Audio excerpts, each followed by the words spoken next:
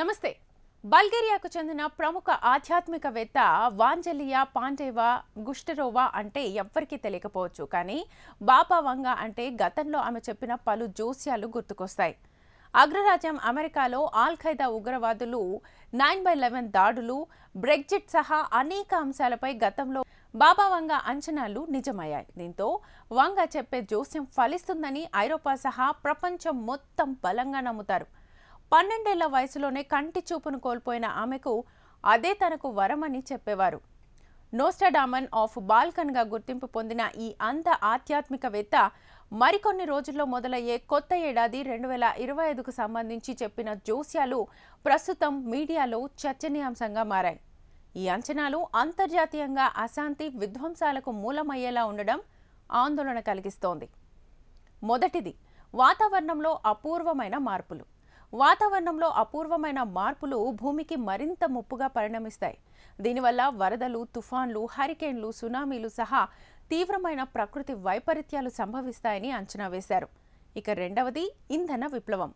ఇంధన రంగంలో విప్లవాత్మక మార్పులు చోటు చేసుకుంటాయని, కొత్త వనరుల ఆవిష్కారం జరుగుతుందని, దీంతో శిలాజ ఇంధనాలపై ఆధారపడడం తగ్గుతుందని, క్లీన్ ఎనర్జీ పరిష్కారంలో కొత్త శకం మొదలవుతుందని తెలిపారు. ఇక మూడవది, మెడిసిన్లో కొత్త ఆవిష్కరణలు. మానవాళి ఎదుర్కొంటున్న దీర్ఘకాలిక మొండి వ్యాధులకు 2025లో ఔషధాలు అందుబాటులోకి వస్తాయి. జన్యు చికిత్స, దీర్ఘకాలిక వ్యాధులకు చికిత్సా విధానంలో పురోగతి ఉంటుంది. ఇక నాలుగవది, అంతరిక్షంలో కీలక పరిణామం. అంతరిక్షంలో ఇప్పటి వరకు అంతుచిక్కని పలు రహస్యాలు తెలుసుకుంటారు. 2025లో అంతరిక్ష ప్రయోగాలు జోరందుకొని విశ్వం గురించి మరింత లోతైన అవగాహనను పెంచుకుంటారు.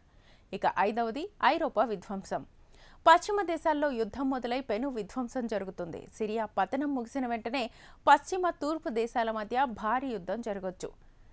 ఇక వసంతకాలంలో మొదలయ్యే యుద్ధం మూడో ప్రపంచ యుద్ధంగా మారొచ్చు. తూర్పులో మొదలయ్యే యుద్ధం పశ్చిమాన్ని నాశనం చేయొచ్చు. సిరియా విజేత కాళ్ల మీద పడుతుందని, అయితే ఒక్కరు కాదు అని అంచనా వేశారు. పాత మిత్రులను పక్కన పెట్టి కొత్త భాగస్వాములతో మైత్రి, ప్రపంచ నాయకత్వంలో మార్పుల వల్ల అంతర్జాతీయ సంబంధాలు ప్రభావితమవుతాయని తెలిపారు.